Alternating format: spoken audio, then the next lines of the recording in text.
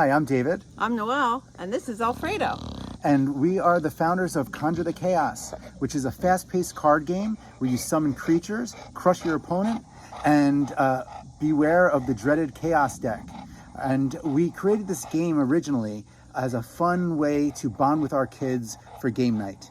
And but it became something much more. You see, I'm an artist with an art degree and owner of a martial arts school, and so, helping kids is part of my life. And what we wanted to do is support young artists because, kids are recognized for athletics and for academics, but very rarely for their artwork. And this card game is a way for young artists to get their artwork featured on a large scale. And so we wanted to help them do that by letting them use their artwork in our game.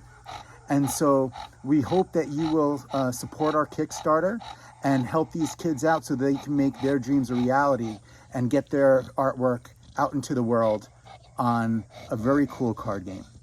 So thank you very much, and we hope to help you conjure the chaos. Thank you. Hey guys, this is an example of how Conjure the Chaos is played. So first I'm going to put one blue crystal into my crystal pool. I'm going to draw from the player deck. Okay, here's some cool cards here. And then I'm going to flip over the chaos. And it says roll a 6-sided die. If I roll a 1, 2, or 3, I lose half my life. If I roll a 4, 5, or 6, my opponent loses half their life. So I'm going to roll the dice. And I get a 4, 5, or 6. She loses that. What? Yeah, I know. Crazy, right? So now I'm going to use my blue crystal to play my Whisperer Mirage. Okay? He's a 3/4 creature that gives a permanent +0/+1 to all other mystics when they enter the front line. And my turn is done. All right, so it's my turn, and I choose to add a red crystal to my crystal pool. I choose a card off the top of my player deck and add it to my hand. Next, I conjure the chaos. It says, Mystic Moo, you must give a loud moo or take 3 damage. All right.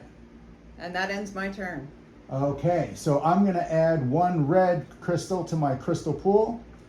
Then I'm going to draw the player deck. And then I'm going to flip over the chaos. And it says, I may play 1 card from my hand for free this turn. All right. You lucky dog. I know, right? So I'm going to play the Nature's Echomancer. He's a 9/12. At the start of my turn, I can peek for 1. So I look at the top of my card and I put it on the bottom. And then I can pay 3 crystals and twist it, which means to turn it, to draw an extra card. I don't have that this turn, but I'm also going to play my 1 red crystal to play the Voltaic Adept. And I'm going to play the Mind Flare Apprentice.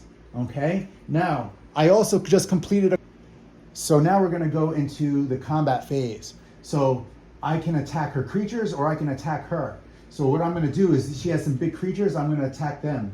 So my 9/12 Nature's Echomancer is going to attack her Graveblown Prophet.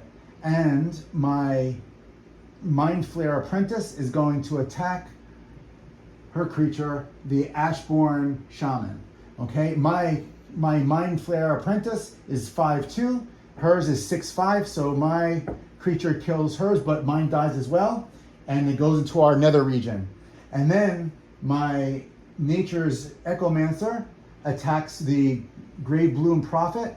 Her creature is 7/7, mine is 9/12, so I kill that one, and my creature lives. So that would go into her nether region as well. And my turn is done. All right, so it's my turn, and what I've chosen to do is start by taking a card off my player's deck. Ooh, and look at that. I'm going to spend some of my crystals to attack you personally.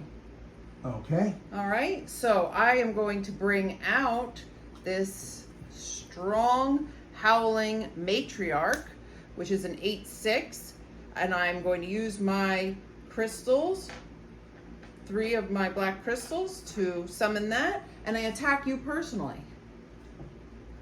Okay, so what I'm going to do is I'm going to block with my Whispering Mirage, and my Whispering Mirage dies, but I don't take any damage. All right, and I've used all my crystal power, so I am done with this turn.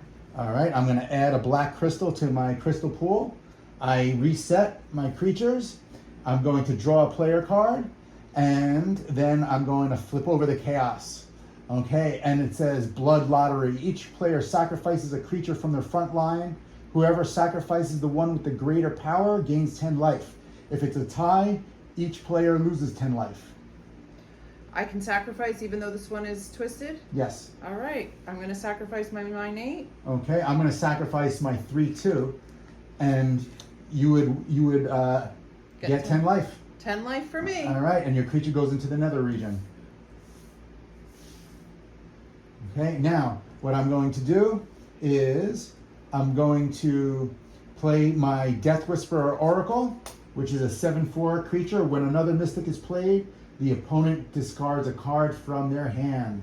And then I'm going to play the Echo Form Seer, which all their mystics currently in play get a permanent +1/+1 even after this dies. So since I played another mystic, she would lose a card from their hand.